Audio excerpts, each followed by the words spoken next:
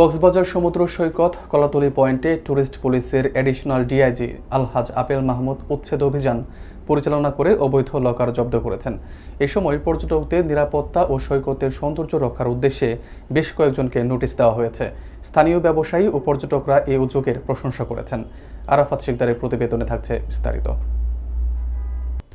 কক্সবাজার সমুদ্র সৈকতের কলাতলী পয়েন্টে অবৈধ লকার উচ্ছেদ অভিযান পরিচালনা করেছেন ট্যুরিস্ট পুলিশের অ্যাডিশনাল ডিআইজি আলহাজ আপেল মাহমুদ। দীর্ঘদিন ধরে কিছু অসাধু ব্যবসায়ী সৈকতের বালিয়াড়ি দখল করে পর্যটকের মালামাল রাখার নামে অবৈধ লকার বসিয়ে ব্যবসা পরিচালনা করছিলেন।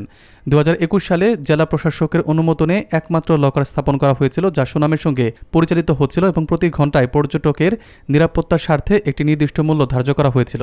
কিন্তু পরবর্তীতে অতিরিক্ত অনুমোদনের মাধ্যমে অনেক লকার বসানো হয় এবং সৈকতের সৌন্দর্য নষ্ট হয়। স্থানীয় ব্যবসায়ী ও পর্যটকরা ক্রমশ অসুবিধায় পড়ে যান। ট্যুরিস্ট পুলিশ অ্যাডিশনাল ডিআইজি আলহাজ আপেল মাহমুদ উচ্ছেদ অভিযান চালিয়ে অবৈধ লকারগুলো জব্দ করেন এবং সৈকতের সৌন্দর্য ও পর্যটকের নিরাপত্তা নিশ্চিত করেন। অভিযানের সময় কয়েকজন সংশ্লিষ্টকে সতর্ক করা হয় যে আইন অমান্য করলে ট্যুরিস্ট পুলিশ কঠোর ব্যবস্থা নেবে। স্থানীয় ব্যবসায়ী ও পর্যটকরা বলেন, এ ধরনের উদ্যোগে দীর্ঘদিনের সমস্যার সমাধান হচ্ছে এবং সৈকতের সৌন্দর্য ফিরছে। তারা ট্যুরিস্ট পুলিশের এমন কার্যক্রমকে প্রশংসা করে জানান, এই উদ্যোগ পর্যটক ও ব্যবসায়ীদের মধ্যে আস্থা সৃষ্টি করেছে এবং সৈকত ব্যবহারে নিয়মিত ও সুষ্ঠু পরিবেশ বজায় রাখতে সহায়ক হবে। এডিশনাল ডিআইজি আলহাজ আপেল মাহমুদ পর্যটক ও স্থানীয়দের নিরাপত্তা ও দেশের স্বার্থ রক্ষায় তার অবস্থান সুস্পষ্টভাবে প্রমাণ করেছেন এবং তার নেতৃত্বে এই ধরনের উদ্যোগ আগামীতে আরও কার্যকর হবে বলে আশা প্রকাশ করেন। এটা আমাদের প্রতিনিয়ত অভিযান, এটা প্রতিনিয়ত চলতে থাকে।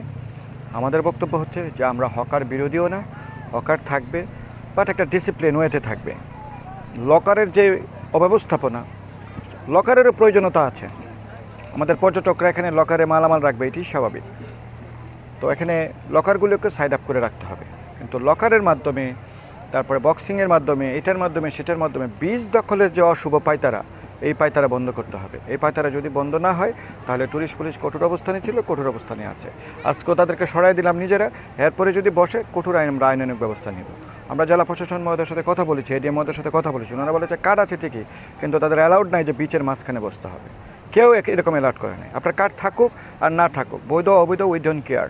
আমাদের কথা হলে আপনি বীজ দখল করতে পারবেন। বিচের মাঝখানে জনগণের রাস্তা বন্ধ করে, পর্যটকের রাস্তা বন্ধ করে আপনি ব্যবসা করবেন, আপনার ব্যবসার অনেক জায়গা আছে, সেখানে গিয়ে করতে হবে। এটাই আমাদের মেসেজ। এই অভিযান কি অব্যাহত থাকবে? কন্টিনিউশন থাকবে। সুগন্ধা তো চলতেছে, তারপরে কলাতলীও চলতেছে এবং লাবণীতেও চলতেছে। আমরা চাই একটা পরিষ্কার পরিচ্ছন্ন, পর্যটকদের জন্য স্বাচ্ছন্দ্যময় এবং উপযোগী একটা বিচ। এটা আমাদের সম্পদ, এই সম্পদ রক্ষার দায়িত্ব সকলের।